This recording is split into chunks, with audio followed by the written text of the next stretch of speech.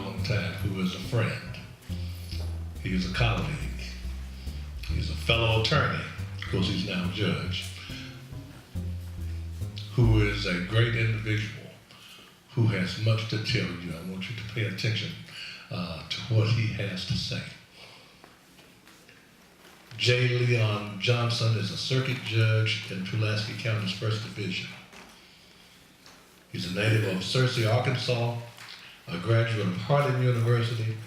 He earned his Juris Doctorate from the University of Arkansas at Fayetteville. Judge Johnson was in private practice for over 16 years, concentrated in the areas of criminal defense and civil litigation. He's the past president of the W. Harold Flowers Law Society and the Judge Henry Woods End of Court. That's a big deal. He serves on the Harding University's American Studies Board of Directors. He served as a parliamentarian of the Arkansas Bar Association, vice president of the Ronald McDonald House Board of Directors, member of Women's and Children's First Board of Directors, CARTI, and the Arkansas Juvenile Justice Coalition. Judge Johnson is an adjunct professor of law at the University of Arkansas Bowen School of Law. That's where we both went to law school. He's a member of Omega Psi Phi fraternity. I forgive him for that. I'm a Catholic.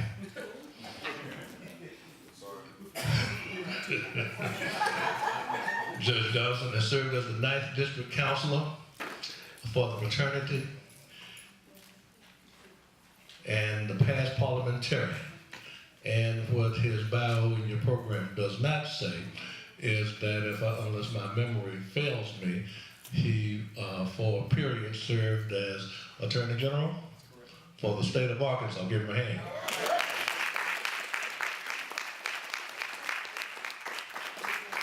He is married to Tamara Johnson, and they are the parents of James and Bomas. Won't you give a warm, Shorter College welcome to Judge Leon Johnson.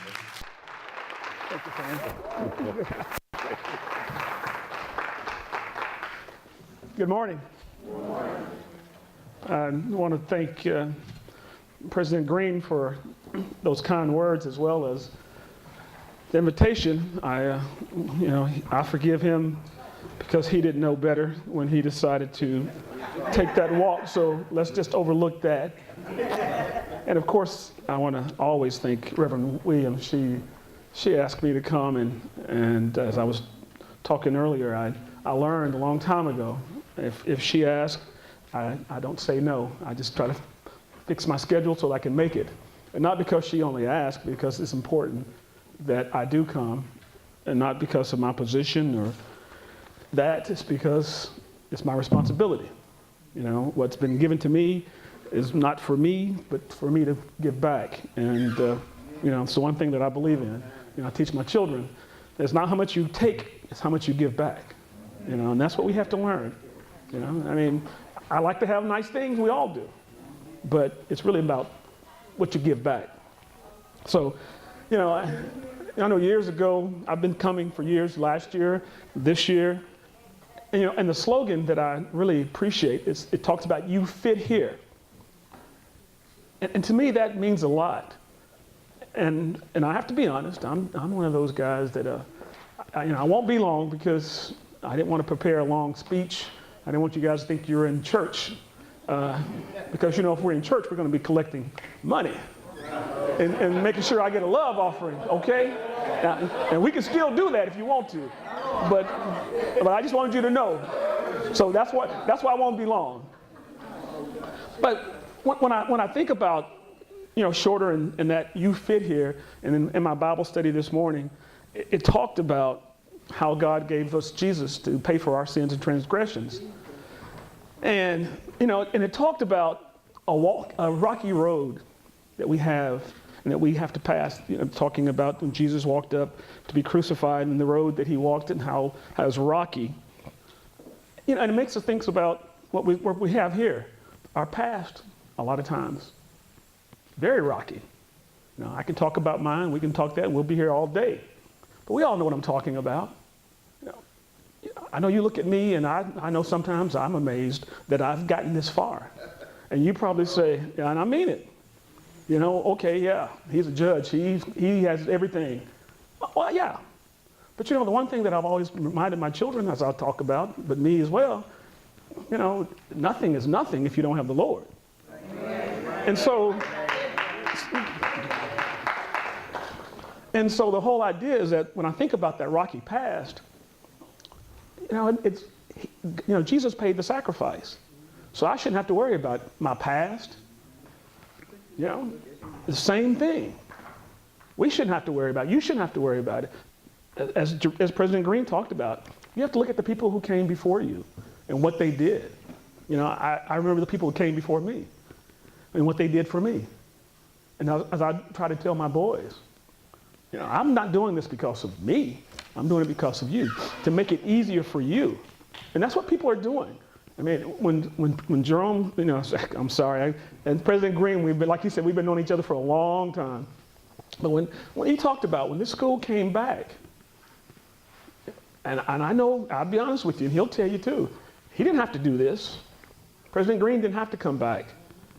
He was away from us, in a sense, not like a way we were connected, but he came back from where he was because he saw the vision that this needed, and he sacrificed. Not monetarily. I don't know how much they pay him. I'm sure he pays a lot. Y'all figure? I'm just teasing. But he understood that, you know, it's going to be tough. Now, I can't tell you just because you've accepted Christ and he's come and he's died for our transgressions that it's going to be easy. And the fact is, the past that we've had is there to teach us and make us grow from it. But also the struggles that we have, that we're going to continue to have, they're going to be there. But it's like that old song that says, is when you're struggling, all it's doing is building you, making you a better person. That's what the struggle is. That's why I've looked at it. I don't look at a struggle and say, oh, it's kicking me and making me stop. It'll make you pause. But the whole idea is that all it's doing is building you. You see a bricklayer, he has to take sometimes and chip things away and take things away. And that's what happens with our lives. We're going to have to go through these rocky valleys again and again and again. But all it does is make you grow. It doesn't tear you down. Now, if you want it to, it can, but it makes you grow. And that's what's important about this whole deal is that, like I said, people came before us. You know, I'm not the first black judge. Now, I am the first African-American attorney general, only one of the state. Hopefully we'll have someone. Thank you. But we do it so that you all will have an opportunity. And all you have to do is just walk right in.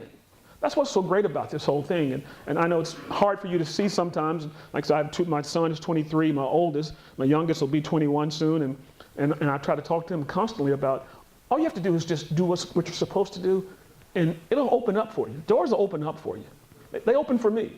You know, the one thing that I remember, my first year of law school, and I'm very open. I don't worry about it. I didn't do well. I've never done that bad in my life. And I went to talk to a federal judge, Judge Howard, and I asked him about law school, and he told me, and I never forgotten this conversation. He said, look, you know, your job is to first, get out of law school. Second is to pass the bar. And third, you practice law and you do it honorably, with dignity. Because in the end, things will work out for you. Well, it did. And that's what you have to remember. You know, we talked about the 4 C's. It's not where you are. See, that doesn't matter. You know, I was in the projects in Searcy, Arkansas. Okay? I'm the only one in my family to go to college. Only one. Okay?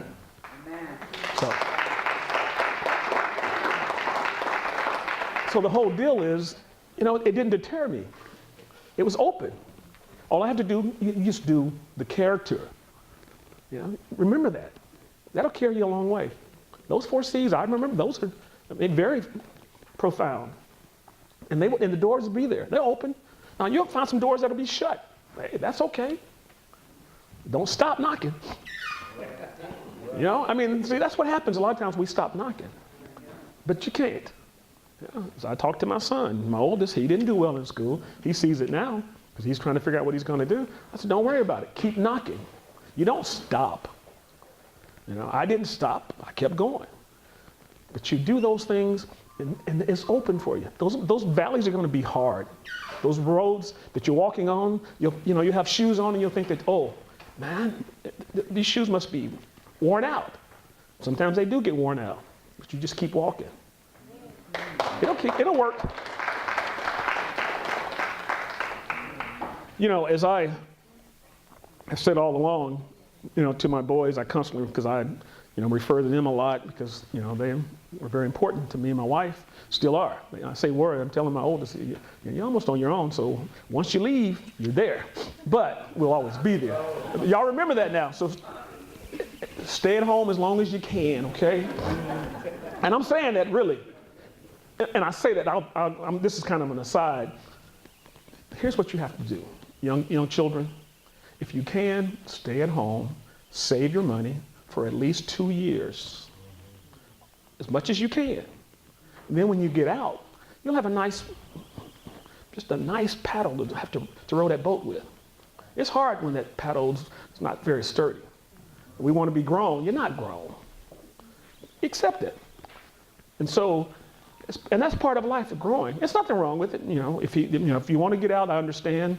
I told a young lady that, and she kind of got mad at me, but now she sees what I was talking about because things didn't work out for her. And I said, maybe that's the Lord's way of trying to tell you to slow down and allow yourself to grow some more. And that's what your family, So we're doing this. I come because of you all, because I do know what the mission is here, and I know sometimes some of you, and I hope no one here is in my court. I know that and I don't want you to raise your hand if you are, I'm not asking that. But even then, I hope that I try to bring the same example and the same message that, I'm here to try to help. And I see what you're going through. I have rules and regulations, things I have to do, but the fact is, you're just like I am. Now, you made a mistake. We all do. So I told a friend once, he asked me why I treat him so well. I said, the difference is you got caught, I didn't. Okay? Right. And now I'm not saying I was going to prison, but I probably could have gone to jail. Okay? So I understand that. But again, it's all for the grace of the Lord that I've been blessed to where I am. But see, the thing about it is that grace is big enough for everyone in here, not just for me. And so I just want to inspire you all to take advantage of what you have here. Consider the mission, the message, not just from me, but from every time you hear someone speak, talk to you about what it takes. Because it takes a lot. Not just take straight A's. It takes that courage. It takes that commitment and that determination and persistence. You have to persevere. If you do all those things, I guarantee you, we'll be watching you one day and saying, wow, I remember she was the great alumni of Shorter College, or he's the great alumni of Shorter College. Look what they've done to help others and to uplift people. That's what it's all about. So again, I don't want to take up too much of your time. I really do appreciate the opportunity to be here. I do enjoy it. My doors are always open. If you can't get me, I want to introduce to you my law clerk, Antonio Hansberry. You want to stand up? Some of you probably know him. I don't know if Antonio is he's a native of Little Rock, Arkansas, and he went to Mills, correct? UAPB and Southern University School of Law as well. So he's been with me 4 months. I have it right now. And so. Oh, no, I ain't saying, I'm not getting into he said, I think you said your girlfriend used to work here, right? She worked here for a while. But the whole idea is that we are here, and I'm here to try to do what I can to help. Because like I said, as doors have been opened for me, I try to open as many as I can because I understand how important it is. And it is. It's paved for you guys. Just keep walking it. It's paved. I mean, really, I want you guys to understand that. I'm not saying it's not difficult. I'm not saying it won't be difficult, but it's paved. That road is paved. You guys have to just keep walking it.